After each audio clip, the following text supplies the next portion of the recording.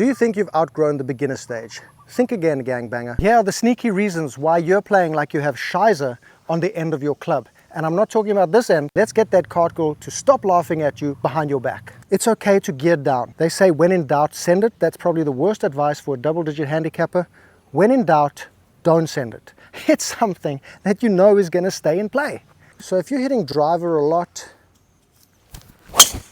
and it's going out of bounds like that because you're trying to hit it so hard to hit this green in 2 shots, which we know we're probably not going to do anyway. So why not just gear down and hit something we know is going to go in play, that we don't have to smash. We get the ball in play, hit it easy, take 2 more shots to get to the green. Come on now, partner.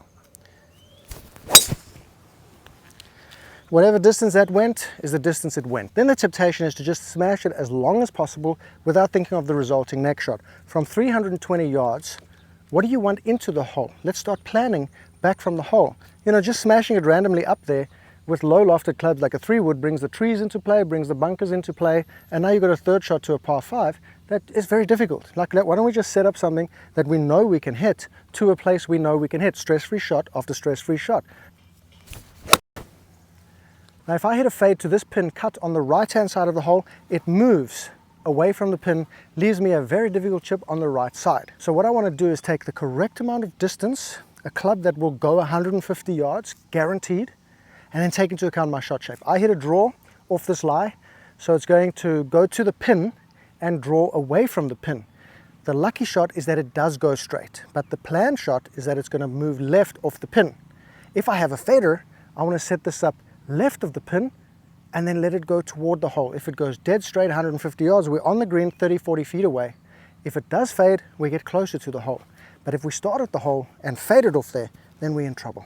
You may be playing like a beginner when you aim for dead straight shots, as if the ball's going to come out miraculously without the fade and without the draw that you normally hit. You may be playing like a beginner if you use your 60 degree around the green all the time, not understanding that a 60 degree is a very specialized club made for very certain conditions for professional golfers on tight lies. And do that. That is a very common thing that happens to people when they use a 60 degree. Now when you use a 60 degree and you do land on the green, can you control the spin out of that specific lie? When we go lower loft and get the ball rolling quicker, now we move into the category of at least 15 handicap down to 5 handicap. This is the way we do it. Using an 8-iron, pitching wedge, 6-iron, we find a landing spot and then we chip the ball onto the green and let it roll up to the hole, taking the break into account, leaving ourselves more often short putts like that, and very, very few, it's almost impossible to do this with low lofted clubs. You may be playing golf like a beginner if we haven't understood downhill and uphill putts. When you have an uphill putt, it's going to be slower than a flat putt. So you want to hit the ball firmer. When you hit the ball firmer, it goes a foot or so past the hole, and you can imagine a cup about here and play to that cup. When you have a downhill putt, it's much, much quicker. You have to be less aggressive, less assertive, just be more careful, much more break than you think, and then at the same time, imagine a hole short of that cup. So I'm going to imagine a hole about 2 feet short of this cup, and I'm going to hit it to that spot. Now that went in, but if it didn't go in, the maximum distance going to stop from the hole is about 1.5 feet. It's all about being careful downhill, being aggressive uphill. Imagine a hole long of the hole if you're hitting it up the hill, and the exact same place you're hitting it to from the opposite side of the hole up the hill is the same place you hit it to when you're hitting down the hill. Come on now, partner. Distance control 101. You may still see the golf course as a beginner would. Playing a par 72 golf course when we don't have the skills necessary to shoot 72 is a recipe for disaster. Change the expectations and the scoring level to enjoy golf more and be less like a beginner chasing perfection and a game that doesn't yet exist. It's not a par 72 unless you are low handicap.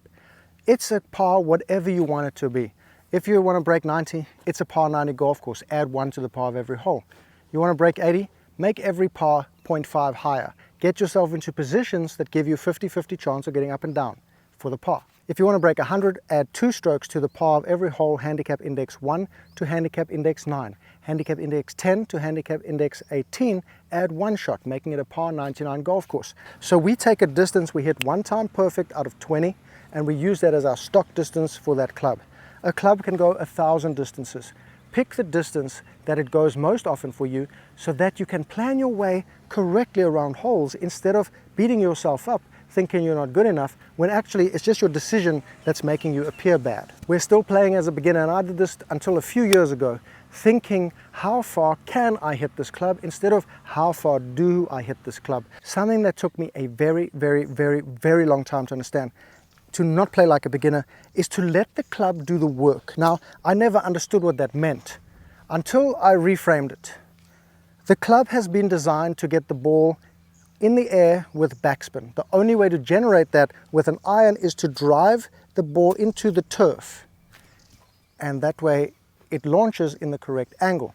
When you try to add loft by flipping the ball up or falling back because you think you need to help the ball up, you get inconsistent distances, big slices, too much popping up in the air, and then you don't know how to control the distance.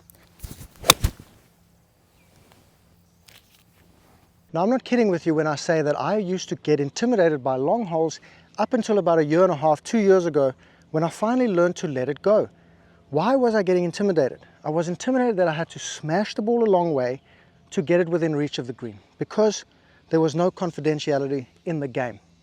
I was seeing everything as supposed to be making birdies, when all I have to do is get a ball in play to around about an area I can get the ball close to the green and chip and putt. If I can't, I just lay it up and I take the bogey, and there's nothing wrong with that. Why try extra hard and then try smash when often even your smash shot is not going to help you get to the green in 2?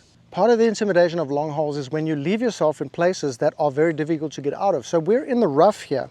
You know what I'm going to do? I'm going to move it back into a worse lie. Okay, let's put the ball over there in a worse lie. The worst thing I can do is go try and hit a 3-wood out of there. There's not enough loft. It's going to get wrapped up by the grass. The grass is going to get between the club face and the ball, and you have a chance of even putting in this bunker in front of you. We have 200 yards. Let's hit this club that we can get out of there, priority number 1. Priority number 2, keep it in play, not into a hazard. And priority number 3, if you can do those previous 2 things, get it to a distance you want into the hole. If you can do those 3 things, wow, you're really a good player, and you shouldn't be playing like a beginner. If you can't do it, just at least get the ball out with a club that gets out. For you, this might be a wedge. For someone else, this might be a 5-wood, depending on your skill level.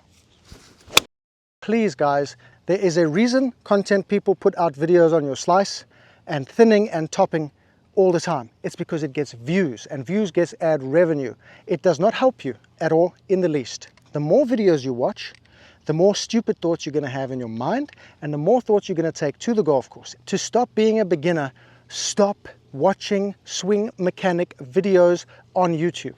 Stop reading articles about what is going to fix your slice or your hook.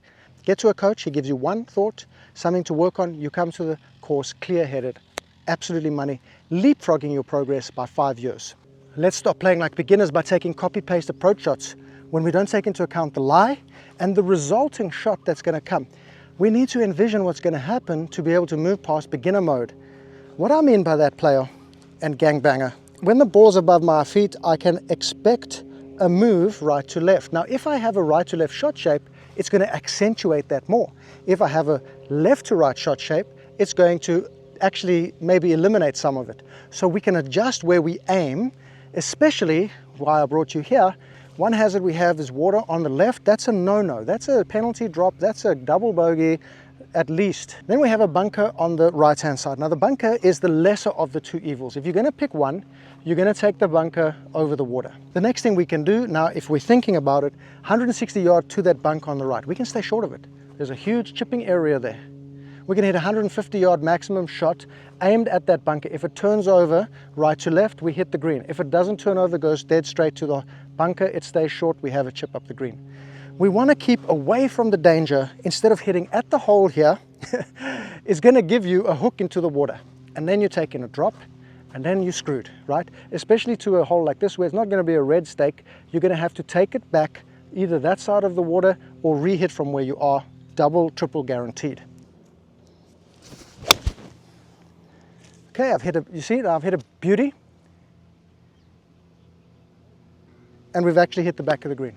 Let me do the exact same shot for you, aiming it at the pin. I'd go straight at the pin here, not taking into account the lie of the ball, the shape, nothing. We're going at this pin dead straight. And that one is absolutely the best possible shot I could hit, and wow, in the water, gonzos. And it was a beautiful 10 out of 10 shot. Execution was absolutely brilliant, great ball flight, great strike out the center of the face, and I'm punished because I wasn't thinking. You're still playing golf like a beginner if the bunker scares you. The bunker is a pretty simple thing to get out of once we know the technique. You want to get out of a bunker by understanding we don't touch the ball. We don't hit the ball, we hit an inch behind the ball. I used to say 2 inches, but it's not really. It's about an inch. Because we enter the sand with the sole of the club, it skids off the bottom, the sand rejects the club. And that means it bounces off the bottom of the sand and it catches the ball on a thing of sand. You don't actually touch the ball, and that's what the ball floats out on. So what we can do to do that is open the face of the club, okay? Let it open before you grip it. Then you grip it while it's open. Don't twist your wrists. You want to put 80% of your weight, 75% of your weight on your left side, and then slap the sand with your right hand with the sole of the club. Now you get that feeling by practicing just hitting sand. And when you get that sound, whoop, then you know you've done well. If you get this sound, well, not too bad either because I'm pretty damn good. But if you get that like stuck in the sand feeling and you decelerate, you're not going to get out of a bunker. So we want to accelerate and make sure we slap the bottom of the sand with our sole of the club, 80%, 70% of your weight on your left side, grip that club open, and then let's just slap the sand to an inch behind the ball. That's absolutely stinky winky. When you hear people talking about, when you learn golf, you should learn to hit it long and then get the direction later. That's for children. It is for children, not for adults. It's not for adults who sit behind a desk, who work for a living, who do not have the suppleness and athletic ability of a child learning golf. So let's drop that. The first thing you want to learn is control. Your distance is going to get better the better you strike the ball. Not the harder you hit it, not the faster you swing it intentionally, the better you strike it. So when we obsess over distance, we start hitting the ball too hard, we lose control. When you understand that control is better than unnatural distance, you start to shoot lower scores and have more fun. The ball stays in play more, you don't slice it, hook it all over the show, top it. That's when you're trying to swing too hard and trying to be the big boy. Slow is smooth, smooth is fast. Get a better strike, swinging it easy. I promise, for an adult, this is the only way to do it. Does it look like I hit the ball hard there? Because I really tried to put in about 80% effort. We really have to break free, and break that ball and chain from your foot is the idea of hitting as long as possible all the time, because that's what everybody tells you to do, and then neglecting the game inside 100, because people will say, well, if I took 7 to get to the green side, what does it matter? That's stupid. That's a fringe argument. Inside 100, you can be as good as a professional golfer. You don't need strength, you don't need brute force, you need finesse and practice. And if you can do that, you'll slowly understand as you play, your scores are going to drop because you're going to miss more greens than you're going to hit over the course of your life. With that in mind, when you miss greens 20 yards, 30 yards, 10 yards, 5 yards, you want to be a great chipper, pitcher, putter to start saving shots. It's not going to change, right? The best you're going to accomplish to break 80, you're going to probably be hitting about 10 greens around, meaning you're still going to miss 8. So to stay under 80 a lot of the time, you have to chip and putt at least 50% of the time. If you can get the ball in play dry and not OB and have a second shot, this is where you're going to pick up the most shots, by not screwing it up, by ignoring it. Bunkers, chipping, pitching, full wedge shots. Come on, baby. I think you can be much better than you are right now. All you have to do is clear that head of yours of all the fuzzy nonsense inside of it, let go of a lot of preconceived notions, get out of your head, allow yourself and your brain to take over. I promise there's a lot of good golf out there waiting for you. You just have to let it come to you. You got to dance. You can't fight this game. Come on now, partner. You're not a beginner anymore. Stop playing like one. Now watch this putt.